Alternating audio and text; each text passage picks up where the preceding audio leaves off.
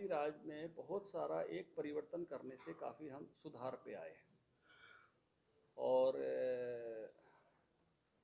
शिक्षित पंचायतें बनाई जब पंचायत मंत्री में था, उसका भी काफ़ी विरोध हुआ था, सुप्रीम कोर्ट तक हमने लड़ाई लड़नी पड़ी थी, परिणाम अच्छे आए। और अगर पिछले आप कुछ पंचायतों के ऐसे आप आंकड़े करके एक अध्ययन आप लोगों को करना चाहिए कि पहले पंचायतों में कितने झगड़े या सरपंचों के मर्डर होते थे। उसमें सर 10-15 साल लग जाते हैं और भावना स्थापित होने में, ऐसे में और हर साल हाँ, जो है। और अब इन 5 सालों में वो संख्या कितनी कम रही। शिक्षित होने से जैसे बहनें थी वो 33 से 43% आ रही थी। बीसी का परसेंटेज बिना रिजर्वेशन के काफ़ी ऊंचा बढ़ गया था। एससी का परसेंटेज भी 20 से 25% पे आ गया था। तो शिक्षित पंचायतों से बल्कि 51% पंचायतें सर्वसम्मति से बन गई थी शिक्षित होने से। तो उसका एक अच्छा परिणाम आया था। मुझे लगता है कि जो इस प्रकार की व्यक्तिगत द्वेष भाव की बजाय ये जो एक संशोधन का विषय लेकर आए हैं, इसकी परीक्षा अब आने वाले समय में होगी कि उस नाते से अगर ये लोकतांत्रिक पद्धति रहती है और द्वेष कम रहता है, भाई आप अभी मत बढ़ाओ, लड़ाई के लेवल तक मत ले जाओ, तो उसमें से हो सकता है कि ये अच्छे की तरफ जाए। ये सोच कर किया गया है कि इस प्रकार के द्वेष भाव ना बने, लड़ाई वहाँ तक नहीं पहुँच जाए कि जिसका मैंने पहले कहा कि आपको एक अध्ययन करना चाहिए। प्रधान जी जैसे मतलब ये महिलाओं के लिए आपने किया है, इसमें कितनी महिलाएं लगती हैं? ऐसा है कि पति होते हैं जाकर, जैसे आपने ये आगे देख लो, पंचायत की देख लो, सरपंच की देख लो, कहीं की कहीं भागीदारी नहीं होती बेचारी उनकी भी, सड़क उठा लगाने के लिए या साइन करने की तरफ नहीं करती है। उनका नाम भी दे रखा है, यानी मतलब जिसकी वो लीड उनका हस्बैंड करता है, हमारे तो 2 उदाहरण चेंज हो रहे हैं। देखिए, अवसर मिलने से व्यक्ति करता भी है। मतलब महिला हो चाहे पुरुष हो, जब उसको अवसर मिलता है तो अगर उसमें करने का कुछ अपना एक मादा है, इच्छा है, जिज्ञासा है, तो वो अपने आप को प्रूव भी करता है। मतलब कोई हमसे पूछे, महिपाल से पूछे, संजय जी से पूछे, तो हम शुरू में ऐसे थोड़े थे, छोटी छोटी जिम्मेवारी लेके जो जिम्मेवारी मिलती गई अपने को उसके लायक बनाते गए, आज ऐसी बड़ी जिम्मेवारियां मिल गई। तो जब जिम्मेवारियां मिलती है तो कोई भी प्रूव करता है। बहुत सारी महिलाओं का भी मैं कहूँगा कि इम्प्रूवमेंट हुआ है जब उनको जिम्मेवारियां मिली हैं। मैं आज महिलाओं की सक्सेस स्टोरी आपने छापनी चाहिए, मैं आपसे निवेदन करूंगा। बहुत सारी बहनें, बड़ी अच्छी पढ़ी लिखी बहनें सरपंच बनी और अपने गांव में, मतलब मैं आपको ये कहूँ कि मैंने एक 7 स्टार योजना शुरू की थी और 20 पंचायतों ने 6 स्टार लिए थे, 7 कोई नहीं ले पाया था, और उसमें ज़्यादातर महिला सरपंच थी, मेजोरिटी में। अब मुझे खुशी हुई इस बात की, मतलब उन्होंने प्रूव करके दिखाया। 58 को 5 स्टार मिले थे, उनमें भी महिलाओं की संख्या काफ़ी थी।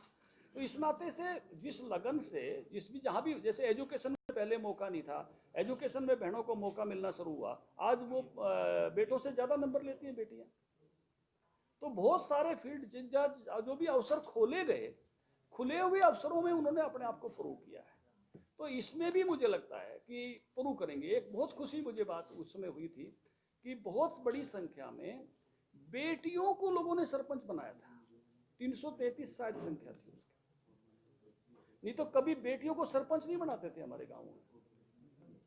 पढ़ी लिखी की शर्त आ गई थी और कोई घर में पढ़ा लिखा था नहीं, तो बेटी के सर पे आईएएस बना लेते थे, बेटी को सरपंच नहीं बनाते थे। सरपंची की पगड़ी रखी, एक अवसर आया तो अवसर मिला, उस नाते से काम किया। तो मुझे लगता है कि एक अवसर मिला है और बहनें अपने आप को प्रूव करेंगी और आपने भी उनकी सक्सेस स्टोरी बतानी चाहिए। की बात चल रही धनखड़ साहब, अभी हाल ही में बयान आया है वीरेंद्र सिंह हुड्डा का, उन्होंने कहा कि सांसद और विधायकों पर इसको पहले क्यों नहीं लागू किया जाता, पंचायत पे ही क्यों?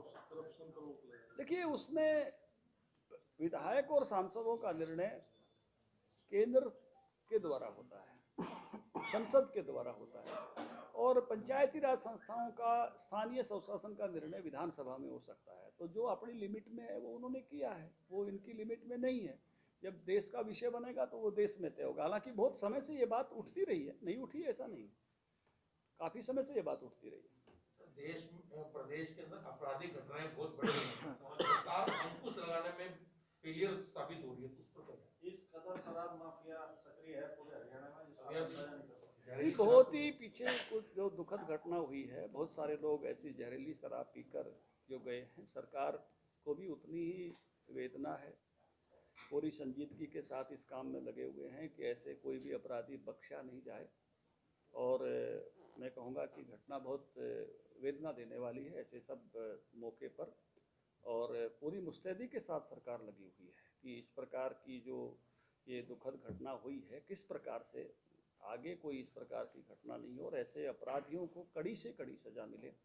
ये 2-3 विषय ऐसे हैं। ये विषय जो हुआ, एक लव जिहाद वाला विषय भी ऐसा है कि बहुत सारी घटनाएं इन दिनों में ध्यान में आई हैं। निकिता तोमर का जिस प्रकार से निर्ममता से मर्डर हुआ है, वो बलिदानी है लव जिहाद की, और ऐसे सारे पर भी सरकार का ऐसी राय बन रही है कि कोई सख्त कानून इस प्रकार का लाया जाए। तो निकिता की माँ ने जो मुझे कहा कि वो बहुत मार्मिक संदेश था, मैं वहाँ गया था, उनकी माँ ने मुझे कहा कि मेरी बेटी तो बलिदान हो गई, ये बहुत संगठित अपराध है, वर्षों तक उसने लड़ाई लड़ी, समर्पण नहीं किया, लेकिन किसी और की बेटी को ऐसे बलिदान नहीं होना पड़े या समर्पण नहीं करना पड़े दबाव में आके, बाकी बेटियों को बचाओ। तो मुझे लगता है कि सरकार इस रास्ते पर जारी है कि इस संगठित अपराध की भी कमर टूटे, और ये जो बहुत ही मैं कहूँगा कि जहरीली शराब वाला जो विषय है बहुत ही दुखदाई है, और सरकार उतनी ही संजीदगी के साथ जितना नुकसान हुआ है, जो पीड़ा है, उसके निपटने में कड़ी से कड़ी सजा देने में लगी है।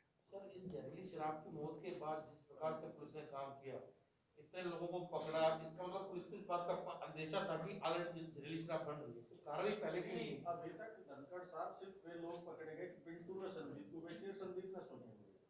माफिया मुद्दा तो ये है कि शराब बढ़ती कहाँ है, कैसे सप्लाई होती है, एक्साइज डिपार्टमेंट कर क्या रहा? इतना मोटा रेवेन्यू लेने के बाद भी नकली शराब, जहरीली शराब और मिलावटी शराब मार्केट में बिक रही, ये बहुत भयावह स्थिति है। बिल्कुल, सबसे बड़ा रेवेन्यू शराब से हरियाणा को मिलता है। हरियाणा की गवर्नमेंट ने शराब को अपनी इनकम का आय का साधन बनाया, कम से कम उसको गुणवत्ता तो लाओ। देखिए, आदमी की हिम्मत नहीं है शराब के ठेके पे जाकर आदमी ये कह रहा है कि इसकी रसीद दे दे मुझे, इस तरह के माफिया शराब के ठेकों पे बैठे। एक गोदाम में परमिट तो है 10 लाख बोतल का, वहां पड़ी है 20-20 लाख बोतल। आखिर सिक्किम से स्मगलिंग होकर शराब पानीपत तक आ जाती है, 8 स्टेट बैठी, बताओ बीच में क्या कर रही है?